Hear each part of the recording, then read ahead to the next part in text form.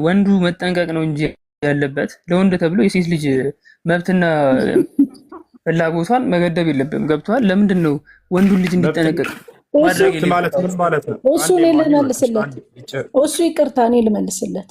ክርስቲያን ከሆነ ማለት ነው።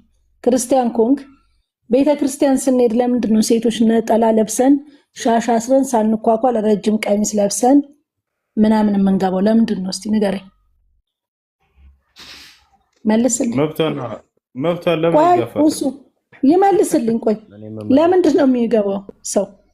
ነገርኩሽ እኮ እናቴ። ምንድን ነው የምትይው? ቤተክርስቲያን እና መልስልኝ። አልነገርከኝም። ይለያያል። እሱ ቆይ በአላህ ይሁንብክ በነብይክ እሱ እንዳትመልስ አንተ በመድኃኒዓለም እንዳትይ። ሲጀመር በአላህ በይ። ምን ታስመስያለሽ አንቺ? ምንድነው እዚሁ ማናቅናው ነገር እንዳይመስልሽ።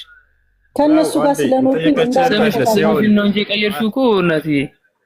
ስብሐት ለአብ ለወልድ መንፈስ ቅዱስ እነብራን ሃይማኖትሽን እኮ እናውቀዋለን። መመለስ እንችላለን። የት ነው የምታውቀኝ? መመለስ ይችላል። አንተ ምንድን ነው እሱ የሚናገረው? ምንድን ይሄ ጴንጤ ነው ሲጀመር፣ እምነት የሌለው ከሃጂ። አንተ ከሙስሊም ከክርስቲያን እኩል እያወራክ ያለው ማለት ነው። ተመሳስለ ነው ልንገርክ። እኔ ከሙስሊም ጋር የኖርኩ ሴት ነኝ። ስንት ዓመት ሙስሊም ባትሆኚ እሱ እንደዚህ ፖዚቲቭሊ ሊያወራሽም አይችልም። እስልምና ምን አይጋብዝም። አቤት እሱ አንዴ እንዲናገሩኝ የፈቅደህላቸው ነው? እስላም ብትሆኝ እንድትናገሪ እሱ አይፈቅድልሽም? ምን ማለት ነው? አንዴ እንትን ልበል። እሱ አንዴ መልስልኝ። ይሄ ከላይ ያለው አሁን የገባው ሙስሊም ብትሆኝ አይፈቅድልሽም ማለት ምን ማለት ነው? ይቅርታ። እዚህ ቤት ሁሉም ሰው ነፃነት አለው፣ ግን ነፃነታቸው አንዴ ገደብ ይኖረው። እንዴ ተናገረኝ እኮ ሄደብኝ። እናቅሻለን። የት ታውቀኛለህ? ነገርኩ እኮ ቤተክርስቲያን አንተ ዝም ብለህ ከእሱ ጋር ልጨርሳ እንዴ? ቤተክርስቲያን ስገባ ራቁቷን ነው ወይ ሴት ልጅ የምትገባው? መልስልኝ አልኩት። ክርስቲያን ነኝ ላለው መልስልኝ። ትክክል አለው እሱ። ራቁቷን አትገባም። ለምንድን ነው የማትገባው ስለው አልመልስ ብሎ ሌላ ነገር ገባ። ታውቃለህ? ለምንድን ነው የማንገባው? መልስልኝ። አዳምጪ። ለምን እንደሆነ ልንገርህ። ለምን እንገባለን? ለምን እንደሆነ ልንገርህ። ቤተ እግዚአብሔር ራቁት ይገባል? አይ ኖር ነው። ይኸውልህ ምን እንደሆነ ልንገርህ። እግዚአብሔር ብቻ ሳይሆን ጠየቅሽን መልስልሽ። ጠየቅሽ ልመልስልሽ። አንተን ማን ጠየቀ? ከላይ ያለው አሁን የገባው ነው ያልገባኝ። ምን ያው ከሱ ጋር እሺ ይመልስልሽ። እሱ ይመልስልሽ። አንተ ስለገባቱ መልስ እኮ እሱ ይመልስ። ያ ቤተ እምነት ስትገቢ ግዴታሽ ነው አይደል? ቤተ እምነት ነው። ቤተ እምነት ስትገቢ አምልኮ ቦታ ነው። ግዴታ መሸፋፈን ካለብሽ መሸፋፈን ነው። እኛም ነጠላ እናደርጋለን አይደል እንዴ? እሷም ፀጉሯን ትሸፈናለች፣ ፊቷን አትሸፈንም አልኩሽ አይደል እንዴ?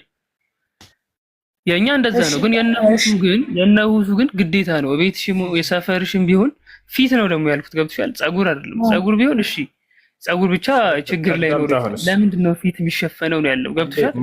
እሺ፣ እኔ ደግሞ ያልኩት ግዴታ ነው ወይ ላልከው፣ እኔ ደግሞ ያልኩት ምንድነው እንደ ክርስትናነቴ ቤተክርስቲያን ሲሄድ የምለብስበት ምክንያት ሰው ጸሎት እያደረገ ጸሎቱን እኔ እንትን ማለት የለብኝም አይደል?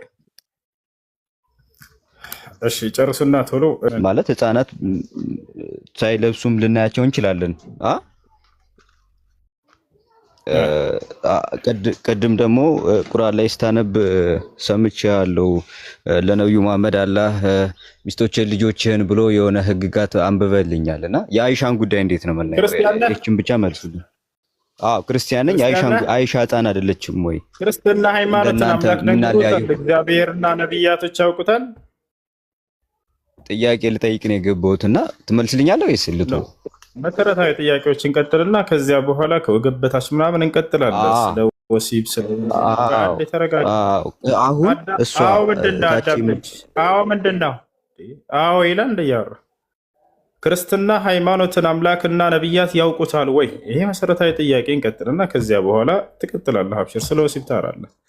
አምላክህ እግዚአብሔር በሙሉ መጽሐፍ ቅዱስ ላይ ክርስትና ሃይማኖትን ተከተሉ ብሎህ ነው የተከተልከው ወይንስ ከዝም ብለህ ከአባቶች ስላገኘኸው ነው እየተከተልክ ያለው? አይቀጥል። ኦኬ፣ እሱ ጥያቄ የመመለስ አቅሙ የለኝም።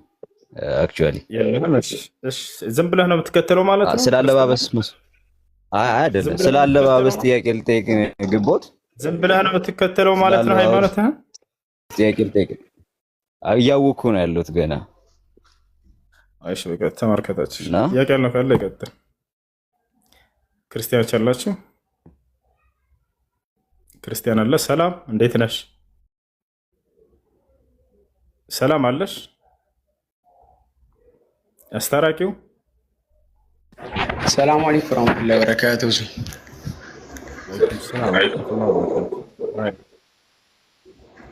የኔ ጥያቄ እሱ አሁን ለምሳሌ ውዱ ስናደርግ ከሻወር በፊት ይቻላል የሚባለው ትንሽ ግራ ስለገባኝ ነው። አይደለም የሚያስወጣሽ ማሂ፣ ሌሎች ናቸው ያስወጡሽ። ጥያቄ ካለሽ ብቻሽ መጀመሪያ ውዱ አድርጋችሁ ከዚያ ሻወር ብታወስዱ መልካም ነው። ነገር ግን መጨረሻ ላይ ውዱ አድርጋለሁ ያለም ችግር የለውም። አልአምሩ ፊሂ ዋሲዕ።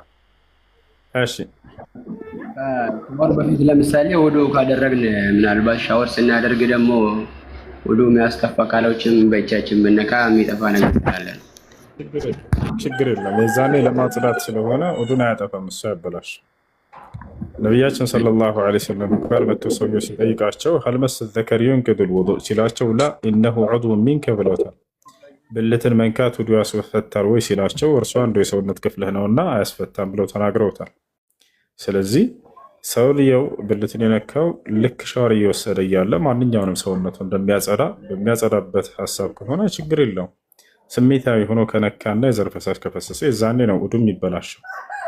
አይ ኦኬ እሺ። በማንኛውም ጊዜ እንደዛ ነው ወይስ ሻወር ስንገባ ብቻ ነው? ለምሳሌ ብልት ውዱ የሚጠፋው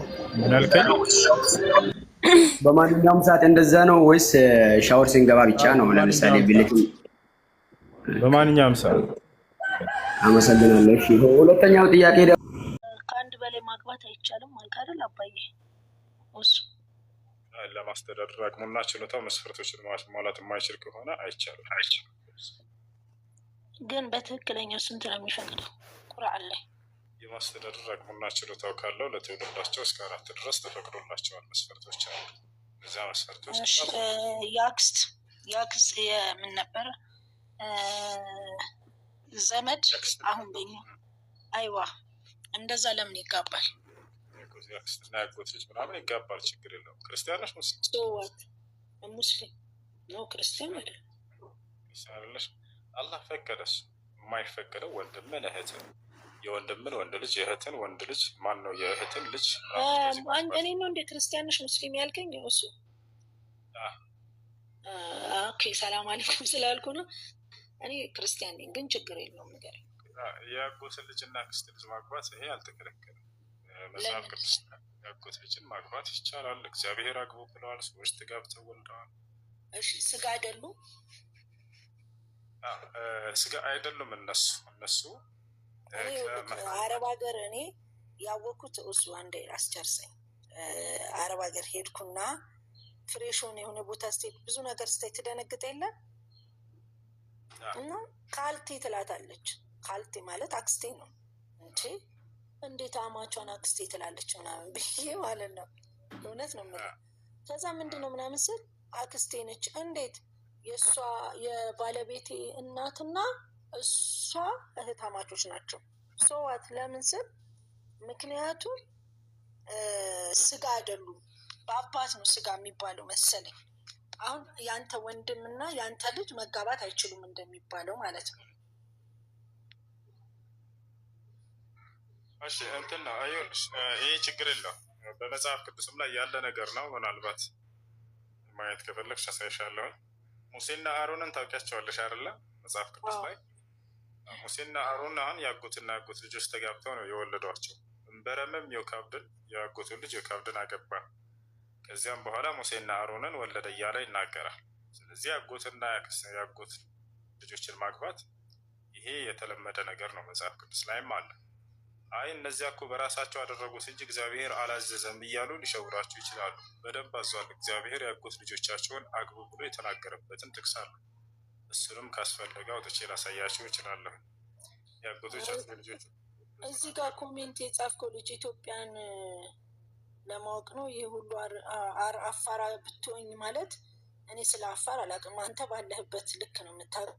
እኔ ደግሞ ባለሁበት ልክ አይደለም። እሱ ልክ ነኝ። ኮሜንት የጻፍከው ልጅ ማለት ነው። አፋር ሀገር እኔ ያልኖርኩም፣ የኖርኩት አረብ ሀገር ነው። አረብ ሀገር ያየሁትንማ ለሁሱ ጥያቄ የጠየቅኩት እኮ ለምን ወደ ነገር እንዳታዞሩ ነገሮችን ኮሜንታተሮች። መብቴ ነው መጠየቅ፣ ጠይቃለሁ። እሱ ደግሞ በሰላም እየመለሰልኝ ነው። ኦኬ ሰላም አለይኩም። ነቢዩ ሙሐመድ ሰለላሁ ዐለይሂ ወሰለም ሄደው ከአምላክ ጋር ተነጋግረው በቀጥታ መምጣታቸው ወላሂ ነብይነታቸውን እንድትቀበሉ ያስገድዳችኋል መጽሐፍ ቅዱስ። እንዴት እንደሆነ ላስረዳችሁ። በመጽሐፍ ቅዱስ ላይ ኦሪት ዘጸአት ኦሪት ዘዳግም ምዕራፍ 18 ቁጥር 18 ላይ አምላክ ለሙሴ ምን አለው? እንደ አንተ ያለ ነቢይ ከወንድሞቻቸው መካከል አስነሳላቸዋለሁ አለ። እንደማን? እንደ ሙሴ ያለ ነቢይ። በመጀመሪያ አንድ ነቢይ ተጠቅሶ መጽሐፍ ቅዱስ ላይ እንደ ሙሴ ያለ ነቢይ ነው ተብሎ የተገለጸ የለም። ነገር ግን ቃል በቃል በቁርአን ላይ ነቢዩ ሙሐመድን ሰለላሁ ዐለይሂ ወሰለም አላህ አንተ እንደ ሙሴ ያለ ነቢይ ነህ ብሎ ቃል በቃል ይናገራቸዋል። የቱ ጋ ነው ይሄ የተፈጸመው ከተባለ ሱረቱል ሙዘሚል ላይ ኢና አርሰልና ኢለይኩም ረሱላን ሻሂደን ዐለይኩም ከማ አርሰልና ኢላ ፊርዓውን ረሱላ አላህ። ምን አለ አላህ ሱብሓነሁ ወተዓላ? እኔ ወደ እናንተ መልእክተኛ ላኩኝ አለን፣ እኛን ማለት ነው። ወደ እናንተ መልእክተኛ ላኩኝ አለ። ወደኛ የተላኩት መልእክተኛ ማን ናቸው? ኮሜንት ላይ ጻፉ። ወደኛ የተላኩት መልእክተኛ ማን ናቸው? ማን ናቸው? እኔ ወደ እናንተ መልእክተኛ ላኩኝ አለ አላህ። ወደኛ የተላኩ መልእክተኛ ማን ናቸው? ነቢዩ ሙሐመድ ሰለላሁ ዐለይሂ ወሰለም። ከዚያ ከማን ጋር አነጻጸራቸው አላህ? ከማ አርሰልና ኢላ ፊርዓውን ረሱላ አለ። ወደ ፈርዖን መልእክተኛን እንደላኩኝ አለ። ወደ ፈርዖን የተላከው መልእክተኛ ማን ነው? ልጆች ኮሜንት ላይ ጻፉ። ከማ ብሎ እንደ ብሎ አመሳሰላቸው ሁለቱን ነብያት። ወደ ፈርዖን እንደላኩት መልእክተኛ አለ። ወደ ፈርዖን የተላከው መልእክተኛ ማን ነው? ሙሳ። አያቸው አይደል? ቃል በቃል አላህ ስለዚህ ነብዩ ሙሐመድ ሰለላሁ ዐለይሂ ወሰለምን አንተ እንደ ሙሴ ያለህ መልእክተኛ ነህ ብሎ ተናግሯቸዋል። ያ እሺ፣ በዚህ ማረጋገጥ እንችላለን። ሁለተኛ እዛው መጽሐፍ ቅዱስ ላይ አረጋግጥልኝ ለሚል ሰው እናረጋግጥላችሁ። ተመልከቱ በደንብ አስተዋይ ለሆነ አይምሮውን ለከፈተ ክርስቲያን የነቢዩ ሙሐመድ ሰለላሁ ዐለይሂ ወሰለም ነብይነት በመጽሐፋቸው ላይ በደንብ አስተውሉ። ኦሪት ዘዳግም ምዕራፍ 18 ቁጥር 18 ላይ ምን ይላል? 18 ላይ ተመልከቱ። ከወንድሞቻቸው መካከል እንደ አንተ ያለ ነብይ ያስነሳላቸዋለሁ አለ አምላክ። ለሙሴ ነው እያናገረ ያለው። እንደ አንተ ያለ ነብይ ያስነሳላቸዋለሁ። ቃል በቃል አላህ በቁርአን ላይ ነብዩ ሙሐመድን አንተ እንደ ሙሴ ያለህ ነብይ ነህ ብሏቸዋል። ያቻል ታዲያ በእስራኤል ምድር ላይ ይሄ ቃሌንም በአፉ ላይ ያደርጋለሁ ይላል ቀጥሎ። ያ ማለት እንደ ሌሎቹ ነብያት የሚያነብና የማይጽፍ ስለሆነ ምንድነው እርሱ ቃሌ በአፉ ላይ ይደረግለታል ነው። ከአምላክ ዘንድ በመልአኩ ገብርኤል በኩል ቃል ይመጣል። ለእርሳቸው በአንደበታቸው በቃል ነው የሚሰጣቸው ነው መልእክቱ። ገብቷቸዋል። ቃሌንም በአፉ ላይ ያደርጋለሁ ነው። ያዘዝኩትንም ሁሉ ይነግራቸዋል አለ ነቢያችን ሰለላሁ ዐለይሂ ወሰለም። አምላክ ያላህ ሆይ ያዘዝከኝን ሁሉ ያውና ተናግሬያለሁ አሉ። ኢየሱስ ክርስቶስ ብዙ የምነግራቸው ነገር ነበረ፣ ግን አሁን ልትሸከሙት አትችሉም ብሎ ነግሯቸዋል። ያንን ሁሉ ነገር እንዳልነገራቸው ይነገራል።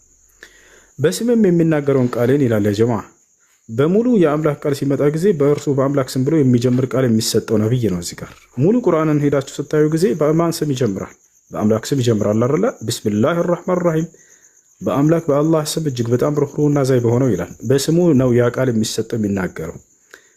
መጽሐፍ ቅዱስ በምንድን ነው የሚጀምሩት? ይህ የዮሐንስ ወንጌል፣ የማቴዎስ ወንጌል፣ ይህ የኢየሱስ ክርስቶስ ወንጌል ነው፣ የሉቃስ ወንጌል ምናምን ብለው ነው የሚጀምሩት። በአምላክ ስም የሚጀምር ወንጌል አለው? ላ የለም። እዚህ ምድር ላይ የአምላክ ቃል ሆኖ በአምላክ ስም የሚጀምር መጽሐፍ ቁርአን ብቻ ነው የምታገኙት።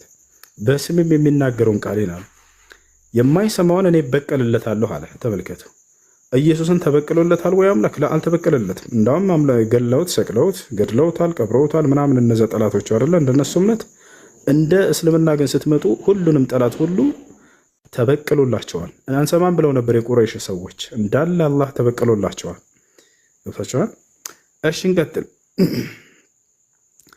ነገር ግን አለ ይናገር ዘንድ ያላዘዝኩትን በስሜ በድፍረት የሚናገር ወይም በሌላ አማልክት ስም የሚናገር ነብይ እርሱ ይገደላል። አያችሁ? ታዲያ ያ ነብይ በነብያቶች አምላክ ስም ነው የሚናገረው። እነ አብርሃም፣ እነ ኢስሐቅ፣ እነ ያዕቆብ የእነዚያን አምላክ እንጂ የሚጠራው ሌላን አምላክ በፍጹም አይጠራም። ነብዩ ሰለላሁ ዐለይሂ ወሰለም እንደዚያ ነው ያደረጉት። ገብታችኋል? ያን እነዚህ እነ ሙሴና አብርሃም እነ ኢስሐቅ የሚያውቁትን አካል ኢየሱስን አምጥተው ግን ክርስቲያኖች እሱ ነው አምላክ ብለው በእሱ ስም መናገር ጀመሩ። በፍጹም ይህ ክርስቲያኖችን ውድቅ የሚያደርጋቸው ነው። እሺ እንቀጥል። አሁን እዚህ ቦታ ላይ እንደ ሙሴ ያለ ነብይ ታዲያ በእስራኤል ምድር ላይ ተነስቷል ወይ ለሚለው ጥያቄ እዛው ላይ እንሄድ። ተመልከቱ ጉድ። እዚህ ጋር እንሄድ። በእስራኤል ምድር ላይ እንደ ሙሴ ያለ ነብይ አለ እንዳይሉ ያውና ተመልከቱ። ኦሪት ዘጸአት ማነው ዘዳግም ምዕራፍ 34 ቁጥር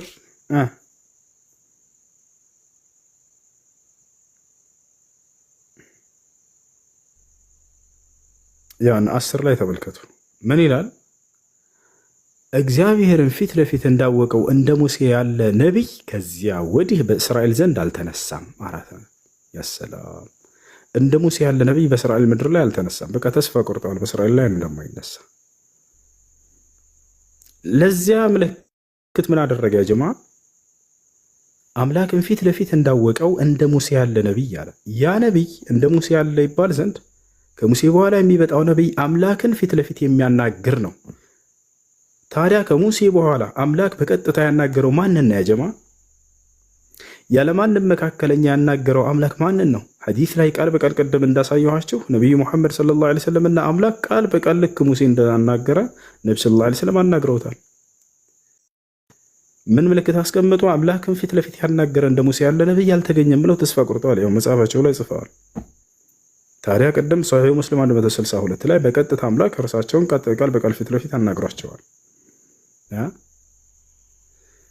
ቀጥሎ 11 ላይ ምን አለ? በግብፅ ምድር በፈርዖንና በባሪያዎቹ ሁሉ ላይ በምድሪቱ ሁሉ ላይ ምልክትን ድንቅን ያደርግ ዘንድ እግዚአብሔር እንደላከው ያለ አለ።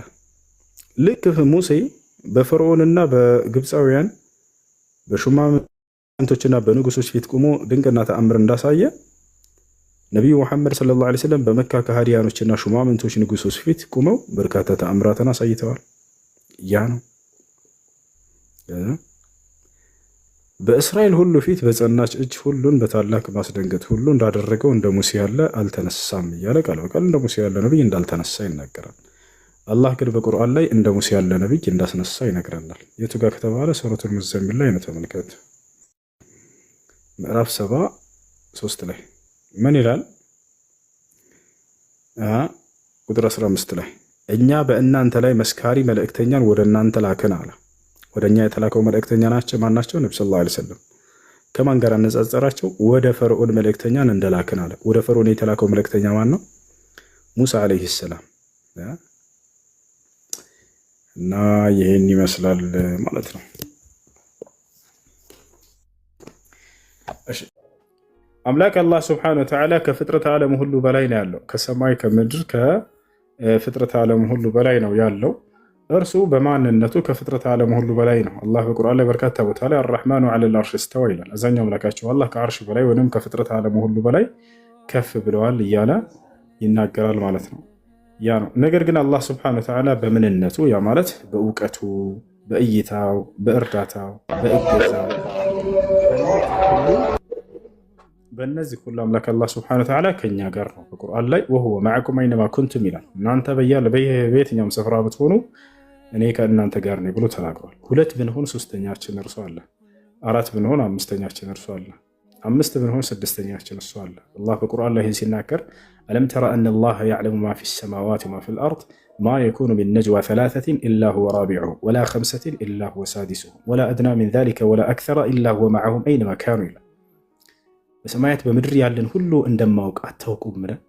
ሁለት አትሆኑም ሶስተኛችሁ በሆነ እንጂ፣ ሶስት አትሆኑም አራተኛችሁ በሆነ እንጂ፣ አምስት አትሆኑም ስድስተኛችሁ በሆነ እንጂ የትኛውም ስፍራ ብትሆኑ ያውቃቸዋለሁ እያለ አላህ ሱብሓነሁ ወተዓላ በእይታው፣ በእርዳታው፣ በእገዛው፣ በጥበቃው ከእኛ ጋር እንደሆነ ነግሮናል። እርሱ ግን በማንነቱ ከፍጥረት ዓለም ሁሉ በላይ ነው ያለው። ይህን ይመስላል። ሌላ ጥያቄ አለ? እሺ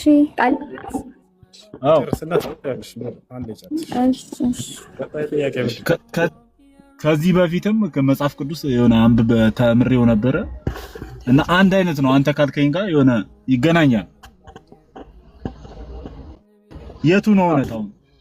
እኛ የሰበክነው የነብያትን ሃይማኖት አሁን ምን መሰለህ፣ እናንተ ያንን አምላክ በሶስት አካል ከፋፈላችሁት። ያ አንዱ አምላክ ራሱን በሶስት አካል የገለጠ ነው ብላችሁ ተናገራችሁ። እኛ ግን አምላካችን አላህ በማንነቱም በምንነቱም አንድ ብቻ ነው። ነብያቶችም የሰበኩት አምላክ በማንነቱም በምንነቱም አንድ ብቻ እንደሆነ ነው። አምላክ በመለኮት አንድ በአካል ሶስት ነው ብሎ ያስተማረ ነቢይ የለም። ይህን ክርስትና ከጊዜ በኋላ መጥቶ ፈጠረ።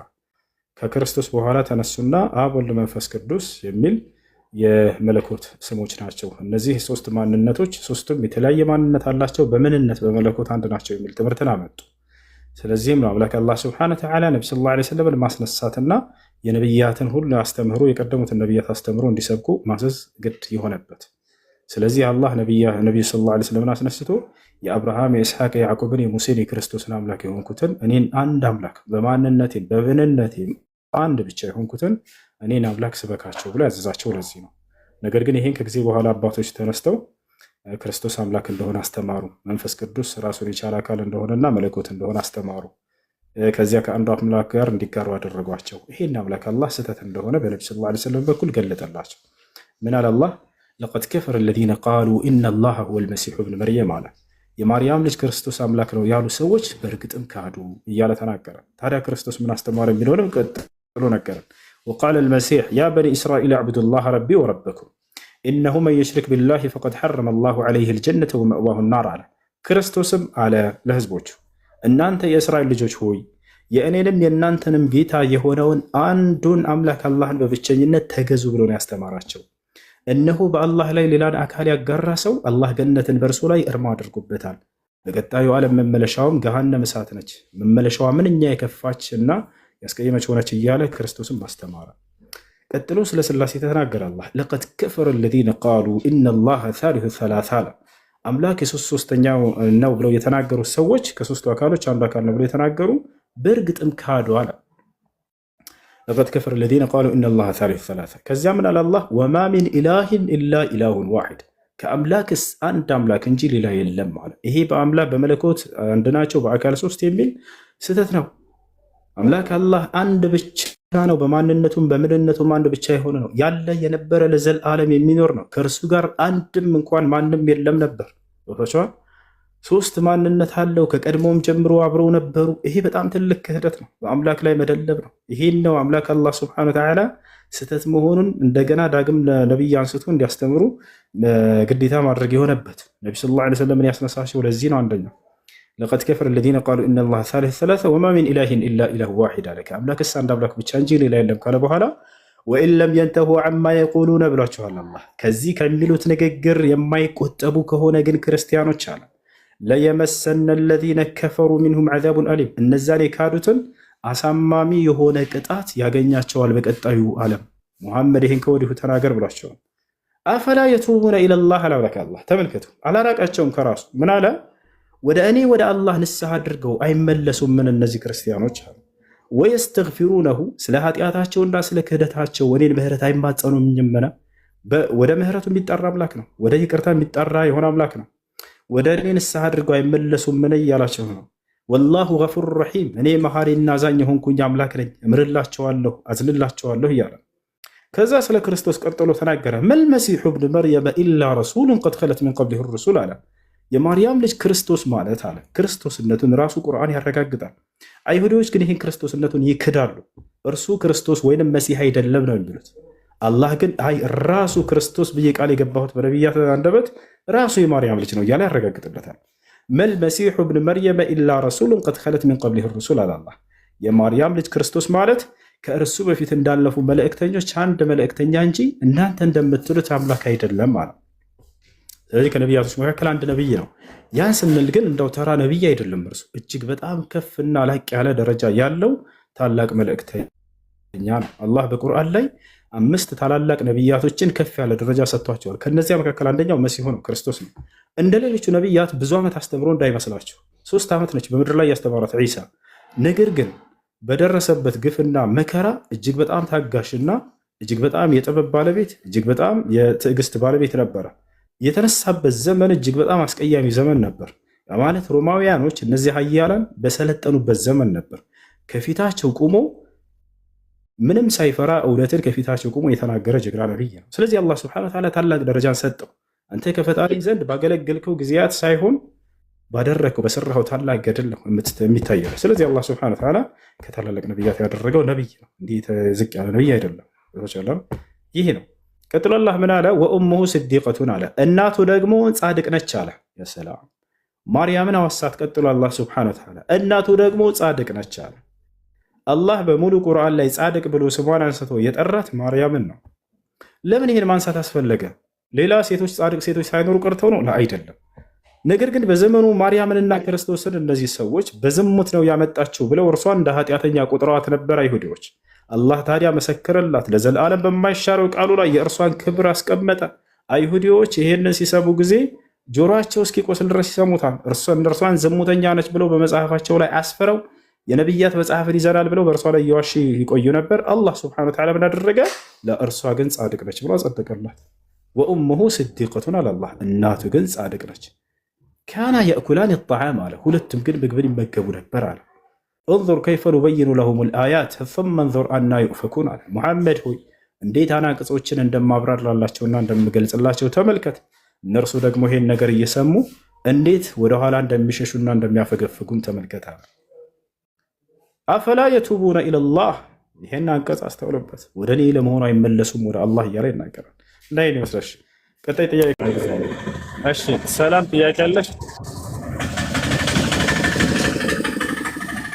ሰላም ሰላም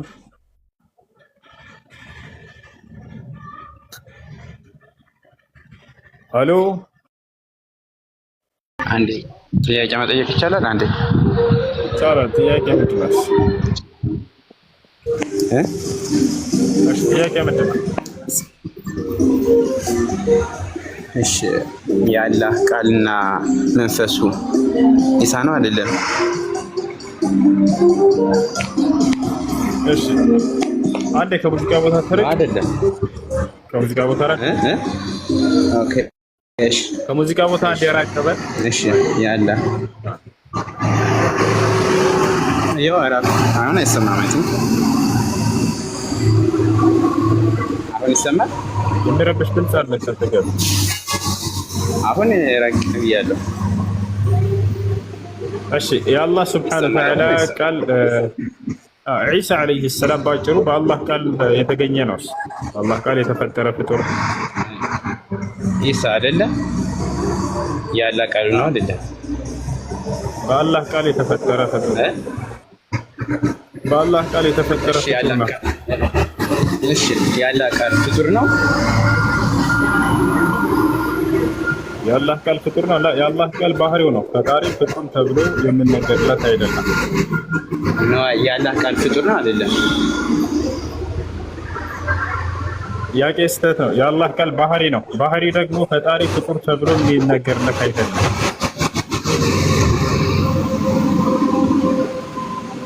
ፍጡር ነው አይደለም? ቃሉ ማለት ነው። አለልህ ስህተት ነው። ጥያቄ እያስተማርኩህ ነው። እናንተ ምን ብላችሁ ነው የምታምኑት? ኢሳ የአላህ ቃሉና ባህሪው ነው ብላችሁ ታምናላችሁ። የአላህ ቃል ደግሞ ኢሳ የአላህ ኢሳ ፍጡር ነው። በአላህ ቃል የተፈጠረ ፍጡር ነው። በአላህ ቃል የተፈጠረ ፍጡር ነው። እሺ ሌላ ጥያቄ ይችላል።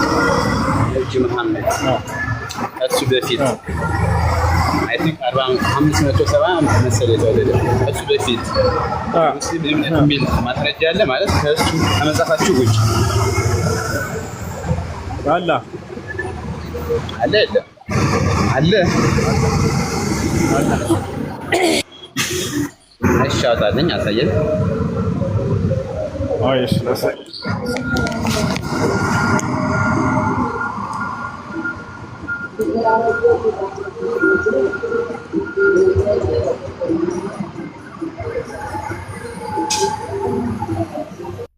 ይታያል።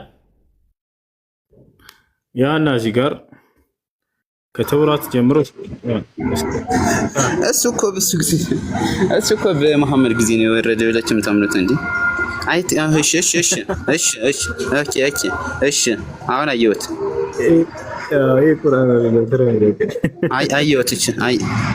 አየሁት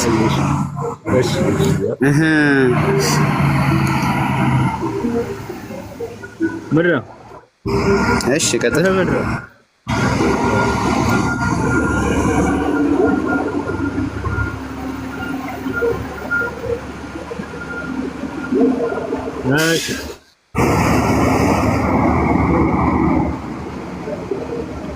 እዚህ ጋር ለአምላክ ተገዙ ይላል አይደል?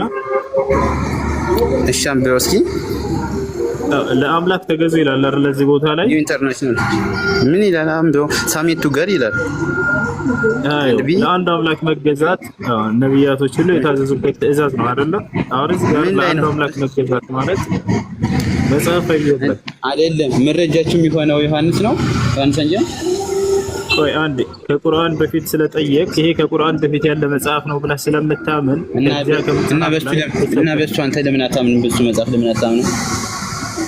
በውስጡ ባሉት እውነታዎች እናምናለን፣ በውስጡ ባሉት ሐሰቶች ደግሞ እንክዳለን። ባለው እውነታ ላይ ተመርኩዤ አዳም እንጂ ረጋ በል ምንድን ነው ያሉትን እውነታዎች ከነዚያ መካከል አንደኛው እውነት ይሄ ስለሆነ ላስረዳ ነው። እዚህ ጋር ለአንድ አምላክ ተገቢ የተባሉ ነቢያት ታዘዋል ብለን እናምናለን እኛ። አንድ ሚዩት አድርገው እና ተከታተል። ስለዚህ ለአንድ አምላክ ተገዙ ተብለው ነቢያቶች ታዘዋል። ይሄ የነቢያቶች ሁሉ ትምህርት እንደሆነ በቁርአናችን ላይ ጸድቋል። ታዲያ እዚህ ቦታ ላይ ለአንድ አምላክ መገዛት ማለት በዕብራይስጡ ምን ብሎ እንዳይፈታ እንግባ፣ ሂድ ሂብሩ ላይ እንገባለን። እዚህ ላይ ወደ አማርኛ እንቀይረው። መጽሐፈ ኢዮብ ምዕራፍ 22 ቁጥር 21 ወደ ትይዩ ዕብራይስጥ ሂድ ይላል። እንሄዳለን፣ ታዛዥ ነን። ታዲያ ለዛ ለአንዱ አምላክ መገዛት ማለት ምን ማለት ነው የሚለውን እንሄዳለን። እንሂድ ያውና ምን ይላል? እስልምና ማለት ነው። ምን ማለት ነው? ለአንዱ አምላክ በትክክል መገዛት ማለት ነው። ያው ስለዚህ እስልምና የሚለውን ከቁርአን በፊት አሳየኝ ያለ ነበር። ይሄ መጽሐፍ ደግሞ ከቁርአን በፊት ነው ብሎ ያምናል። ስለዚህ ያውና ለአንዱ አምላክ በትክክል ተገዙ ተብሎ ነብያቱ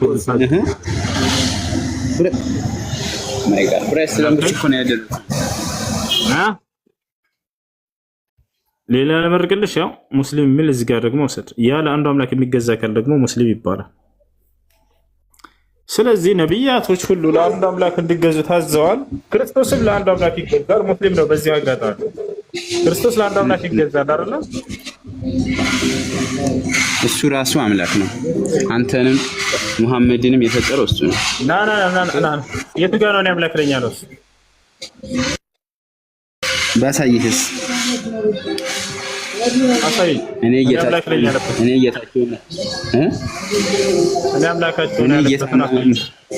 እኔ ጌታና መምህር ነኝ ይላል። አምላክ እኔ አምላክ ነኝ ያለበት ካለ አሳይ። እሺ ዮሐንስ ወንጌል 30:10 አይ ቲንክ እኔና አብ አንድ ነን ይላል። 10:30 ይቅርታ 10:30 እኔና አብ አንድ ነን አለ እንጂ አምላክ ነኝ ያላለ። አብ ማለት ምን ማለት ነው? አብ ማለት አባት ማለት ነው። አምላክ ለምሳሌ በክርስትና አባት አለ አይደል? አምላክ አባት ማለት ራሱን የቻለ ትርጉም አለው። አይተም ምን ማለት ነው? አባት ማለት ትርጉም አባት ማለት እና እኛ እንደምናውቀው ወይም አንተ እንደምታውቀው አይደለም። አባት ማለት እኔ እንደዛ ነው አላልኩም። አባት የተባለው ለምንድን ነው?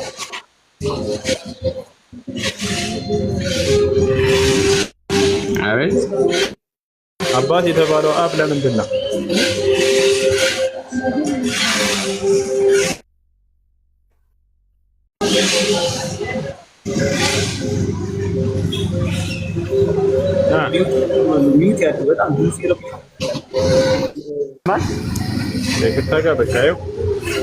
ውረድና እንትን ስታስተካክል ትመጣለህ። በጣም የሚረብሽ ቦታ ነው። ጥያቄ ያለ? ሰላም አለይኩም ወራህመቱላሂ ወበረካቱ።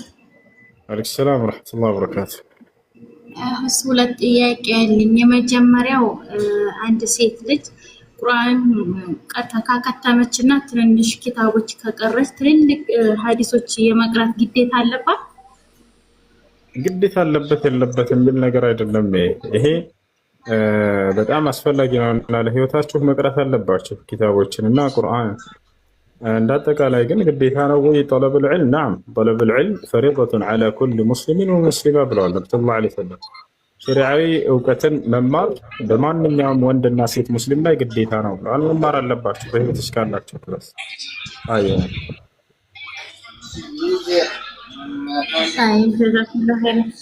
ሁለተኛው ጥያቄ ደግሞ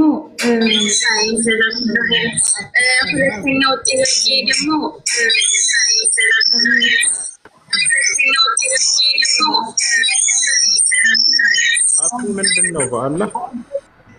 እሺ ጥያቄ አለ ቀጥል። ሁለተኛው ደግሞ አንድ ወንድ ልጅ ማለት አሁን እኔ እህት ሳልልኝ የሆነ ልጅ ጠይቀኝና ወንድሜ እንዴት ነው ብዬ ስነግረው እሱ አይሆንሽም ሲለኝ ልጁ በቃ አልፈልግህም አልኩት። አልፈልግም ስለው ልጁ አለቀሰና አሁን ይሄ አላህ እንዴት ነው ያስጠይቀኛል? አያስጠይቅሽም። ማይፈልግ መብትሽ ነው። አልፈልግሽም ስላልሽው አለቀሰ። ምንም ነገር አይ አራጆ እንጀኛ ምትሆን ሶፍት ካልሰጠሽው ነው። አይ አስተያየት ያለ ገደ ሰላም አለይኩም እሱ ሰላም ሶፍት አቀበው አደረሃትሽ። እሺ ሁሱ እኔ የምጠይቀው ሴት ልጅ ሀይድ ላይ በምትሆን ሰዓት ላይ ቁርአን በስልኳ ብትቀራ ምን ችግር አለው? ኡስታዝ ያኔ እኔ የሚያስቀረን መካከል ኺላፍ አለው። ከዑለሞች ሰሂህ አይቻልም ሀይዷን እስከተጨረሰ ድረስ በምንም መንገድ መቅራት አይቻልም ያሉ ዑለሞች አሉ። ሌሎች ደግሞ በወር አበባ ላይ ብትሆን በስልኳ ብትቀራ ችግር የለውም ያላሉ። በሂፍዟም ልክ እንዲሁ ይህ ነው ትክክለኛው ብዬ ማምነው። ምክንያቱም ቁርአንም ሐዲስም ላይ ሀይድ ላይ ሆና ሴት ልጅ ቁርአንን እንዳትቀራ ሳይሆን እንዳትነካ የሚል ነው ያለው። እንዳም ላይ መስሁ ኢለል ሙጠህሀሩን የተጠራሩ ሰዎች ካልሆኑ በስተቀር እንዳይነኩት ነው ያለው ነብያችን ሰለላሁ ዐለይሂ ወሰለም። ላ የመስል ቁርአን ኢላ ጣሂራ ጣሂራ የሆነ ሰው ካልሆነ በስተቀር ቁርአንን እንዳይነካ አሉ እንጂ እንዳይቀራ አላሉ። ስለዚህ መንካትን እንጂ የከለከለው መቅራትን አይደለም። እሺ እሺ ተሽክረን ጀዛከላህ። ሰላም አለይኩም። ወአለይኩም ሰላም ወራህመቱላህ። እኔ የነበረኝ ጥያቄ ከጓደኛዬ ጋር ሁሌ የምንከራከርበት ነውና አንደኛው ሀይድ ስትሆን ጥፍር ላይ ታደርግና ያው ሀይድ ስትሆን ታወልቀዋለች። በዛ ጊዜ ይቻላል ወይ? አንደኛ ማለት ሌላ ጊዜ መቀጠል ይቻላል ወይ ሀይድ ስለሆነች ብቻ? ሁለተኛው ጥያቄ ደግሞ አይላሽም እንደዛው እና ደግሞ ቅንድቧ ላይ ደግሞ ኦምብሬ ትሰራለች። ኦምብሬ እንደ ታቶ አይደለም እያሏቸው ነው እና እሱ ነገር እንዴት ነው? የመጀመሪያው ጥፍር ስለመቀጠል ነው አይደል? ጥፍር ሀይድ ስትሆን ጥፍር ትቀጥላለች። ከዛ ያው ከሀይድ በኋላ ታወጣዋለች። አይቻልም። ጥፍር መቀጠል አይቻልም። እሺ ከዛ ደግሞ አይላሽም እንደዛው። እሺ ይሄ ከሰውነት ላይ የሚቀጠሉ ነገራቶች የፀጉር ነገር፣ የጥፍር ማናቸውም ነገራቶች አይቻልም፣ አይፈቀድም። አይንም ላይ ቅንድብ ላይ ይሁን ማናቸውም ነገራቶች ላይ አይፈቀድም እሱ። እሺ ባላችሁ አላህ በሰጣችሁ የሰውነታችሁ እንትን ያንን ማስዋብና ማቆነጃጀት ምናምን ይሄ ችግር የለውም። እሺ አብዲ አብድሜ ጥያቄ ምንድን ነው? የሚረብሽ ቦታ ነው ያለው። እሺ ጥያቄ ምንድን ነው? አሰላሙ አለይኩም ወራህመቱላሂ ወበረካቱ።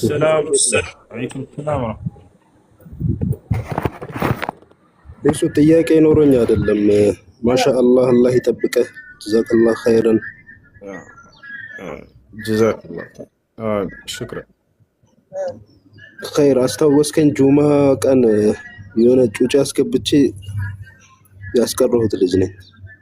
አንተ ጋር ገብቶ ቀርቶ። ማሻአላህ ማሻአላህ በደንብ አስቀሩት።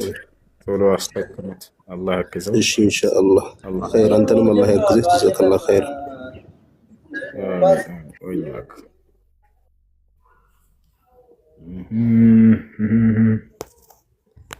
እሺ አሁን ደግሞ ቁርአን እንቀራለን። ሰላም አለይኩም ወራህመቱላሂ ወበረካቱ። ወአለይኩም ሰላም። ኡስታዝ እንዴት ነህ? አልሐምዱሊላህ። እኔ ጥያቄ ነበረኝ። እሺ መዋሸትስ እንዴት ይታያል? ያኔ ግድ ሆኖብህ ግድ የሆነብኝ ነገር ዋሽቼ ውሸት አይፈቀድም በኢስላም። ነቢያችን ሰለላሁ ዐለይሂ ወሰለም ኢያኩም ወቀውለ ዙር ወሸሃደተ ዙር አሉ። አደራ የውሸት ንግግርን ተጠንቀቁ፣ የውሸት ምስክርንም ተጠንቀቁ አሉ።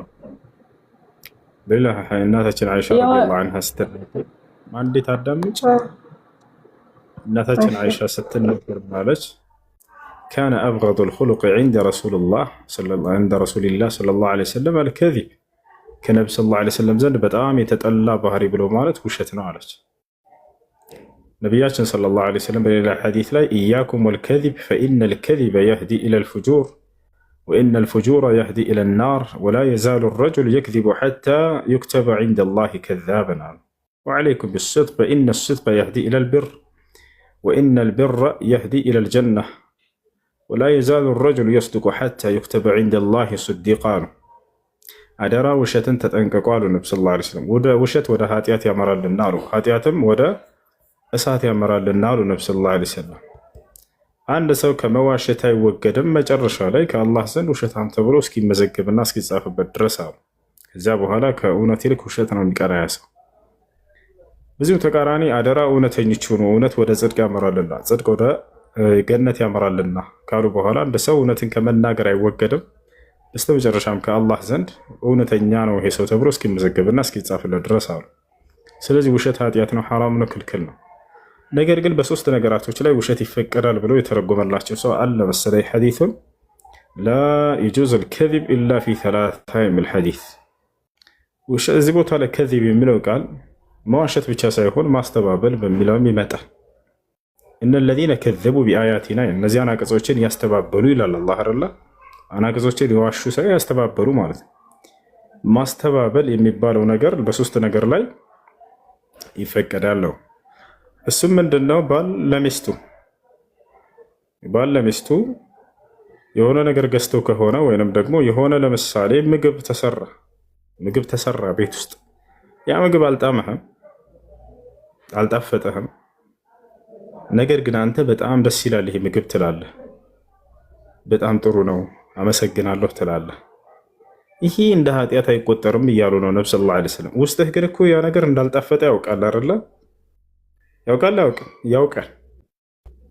እንዲህ አይነቱን ይይዙና ውሸት በእስልምና ይፈቀዳል በሶስት ነገር ብለው ይፈስራሉ፣ ይተረጉማሉ። ይህ ስህተት ነው። ሁለተኛው ምንድነው? በጦርነት ጊዜ ማስተባበል። እሱም ምንድነው? ለምሳሌ ጦር ሜዳ ላይ ቀረብክ። በጦር ሜዳ ላይ ልትዋጋ ስትል ጊዜ አሸውደህ ማሸነፍ እኮ ነው። የዛን የመሸወድ እንደ ውሸት ይቆጠራል? እንደ ኃጢአት ይቆጠራል ወይ? አይቆጠርም። ዓሊ ብን አቢ ጣሊብ ረዲየላሁ ዐንሁ ጂሃድ ቆንጆ ነሽ ቢላት እያስጠላች ራሱ ማለት ልክ ያለ ማለት ነው እንጂ የሆነ ሌላ ውሸት ይዋሽ እያለ አይደለም። እንደ ኢስላም ውሸትን ያስጠነቀቀ ሃይማኖት የለም። ግን ያንን ነገር ነቢያችን ሰለላሁ ዐለይሂ ወሰለም ለምሳሌ ምግብ ባይመቻቸውም እንደተመቻቸው ይናገሩና መስግነው ይሄዱ ነበር። ምግብን አይሳደቡም፣ አይወቅሱም፣ አያነውሩም ነበር። መዓበ ረሱሉላህ ሰለላሁ ዐለይሂ ወሰለም ጠዓመን ቀጥን እሽተሃሁ አከለ ወኢን ከሪሀሁ ተረከህ አለ አቡ ሁረይራ ሲናገር የአላህ መልእክተኛ ነቢ ሰለላሁ ዐለይሂ ወሰለም ምግብን አነውረውና ወቅሰው አያውቁም አለ። ከተመቻቸው ይበሉታል፣ ካልተመቻቸው ይተውታል። ስለዚህ ያ ነው። ሌላኛው በጦርነት ጊዜ ነው። አልሐርቡ ኺድዓ አሉ ነቢ ሰለላሁ ዐለይሂ ወሰለም። ጦርነት ማለት መሸወድ ነው አሉ፣ ማታለል ነው አሉ። ስለዚህ ማታለል ይፈቀዳል በእስልምና እንላለን። ከዚያ ያለን ይዘን ላ አይፈቀድም። ግን ጦር ሜዳ ላይ ያ ስለሆነ ነው ስርዓቱ። ለምሳሌ ዓሊ ብን አቢ ጣሊብ ረዲየላሁ ዐንሁ ሙባረዛ ወጣ፣ ከእርሱ ከሙስሊሞች፣ ከካህዲያኖች ደግሞ ሌላ አካል ወጣ። መጀመሪያ ጦርነት ከመካሄዱ በፊት ጠላት ከዚያ ይሆናል፣ አማኞች ከዚህ ይሆናሉ አይደል? ሁላቸውም ሁለት ጎራ ይዘው ይቆማሉ። መካከል ላይ ከአማኝና ከካህዲው አንዳንድ ይወጡና ይዋጋሉ ቀድመው። ከዚያ በኋላ ሙሉ ጦርነቱ ይጀምራል። ከሙስሊሞች ዓሊ ወጣ፣ ከካህዲያኖች ደግሞ አንድ ካህዲ ወጣ። ከዚያ ልክ ሲመጣ ጊዜ ዓሊ ብን አቢ ጣሊብ ምን አለው? እኔ እኮ ሁለት ሰው ልገጥም አልመጣሁም፣ ምን ሆነህ ነው አለው ዓሊ ለሰውየው ማለት ነው። ሰውየው ሁለት ነን ብሎ ዘወር ሲል ዓሊ ቀደመው፣ ገደለው። ይሄ ስልት ወይንም ዘዴ ይባላል። ኳስ እየተጫወትክ ኳሷን በቀኝ ይዘሃት በዚያም የምትመታስ መስለህ በግራ ትወስዳታለህ። ሸውደሃል አልሸወድከውም? ሸውደሃል እኮ ዋሽተሃል አላልሽውም? ይሄ ዋሽተሃል አይደል? ሀሳብን ቀይረሃል። ስለዚህ መዋሸት አይቻልም፣ ሐራም ነው። በዛ ካሰብክ ከነየትክ በዛው ነው መውሰድ ያለብህ። ካልሆነ ይሄንን አይባልም። እንደዚህ ጦር ሜዳ ብሎ ማለት አንዱን ሸውደህ ሌላውን የምታጠቃበት የሆነ ቦታ ነው። ይህ ነው። ሌላኛው አስታራቂ ለሆነ ሰው አሁንም ልክ እንዲሁም አስታራቂ ለሆነ ሰው መዋሸት ይፈቀድለታል ሲባል ጊዜ በመካከላቸው የሆነን ነገር እንዳልሆነ እንደዚያ ለማለት ነው። ነገር ግን ለምሳሌ ባልና ሚስት ተጣሉ፣ መካከል ላይ ወንድም አለ፣ ወይ ከሷ ወይ ከሱ እንደው እህቴ በጣም ትወድሃለች ብሎ ሂዶ ይነግረዋል። ይወታቸዋል። ከዚያ በኋላ በዚያ ነገር ላይ ልቡ ይረጋጋል፣ ያ ሰው እንዲስማሙ ይሆናል፣ በር ይከፍታል። በዚህ ነገር ቢያደርጉ ይሄ እንደ ኃጢአት አይቆጠርም ማለት ነው። የወሰደችውን ነገር እንዳልወሰደች እንዲህ የሆነ ከባድ የአይነት ውሸት ግን ይሄ በፍጹም የሚፈቀድ ነገር አይደለም። እና እሱ የዋሸሁበትን ሰበብ እንሽ ልንገርህና የዋሸሁበት ሰበብ ልጄን ለመላክ ነበረ። በጣም ብር አውጥቻለሁኝ። መጨረሻ ላይ በእሻራ ቦታ ይሄ ልጅሽ ነው የኔ ልጅሽ ነው ብለውኝ ማለት ነው። ሌላ ሰው ነው የሚያስገባው። የአክስቴ የባሌ ዘመድ ናት እና እሷ ጋር አይመሳሰሉም። አንቺን ነው የሚመስለው ይሄ ልጅ ያንቺ ልጅ ነው ብሎኝ እኔም ሌላ ቦታ አይቶኝ አሁን እርፈይን ቃቤ ክፎ ቃለኝ خلاص ግድ ሆኖ በእን ቃቤን ወደ ላይ ከፍ አረኩት። ከዛ ልጁ ደግሞ እኔን ነው የሚመስለው። ከላ والله هذا ولد اخويا አልኩት ما هو ولدي አልኩት። እዛ ቦታ ነው በጣም የተጨነቁት ልጅ አይደለም በማለት ማለት ነው። እዛ ሻራ ቦታው ደግሞ አስከሪዎቹ ናቸው እዛ ያሉት። አዎ والله ግድ ሆኖብኝ ማለት ነው። አዎ ምንድነው ግድ የሆነብሽ ምክንያት? አረጋ በይ ግድ የሆነብሽ ምክንያት ምንድነው? እዛ ግድ የሆነብኝ ማን ነው ልጅ አይደለም የኔ ልጅ ነው ብል ይመልሱታል። እኔንም ካላስ ያ ልጅ እንዲገባልኝም አያረጉልኝም። ከዛ ባጭር ተውበት ማድረግት ተውበት ማድረግ እሺ ምንም ችግር የለውም። ያኔ 3 ቀን ትጦማለሽ ምናምን ብለውኝ እኮ ነው። ችግር የለም። أعوذ بالله من الشيطان الرجيم. بسم الله الرحمن الرحيم. ألف لام را تلك آيات الكتاب المبين إنا أنزلناه قرآنا عربيا لعلكم تعقلون نحن نقص عليك أحسن القصص بما أوحينا إليك هذا القرآن وإن كنت من قبله لمن الغافلين إذ قال يوسف لأبيه يا أبت إني رأيت 11 كوكبا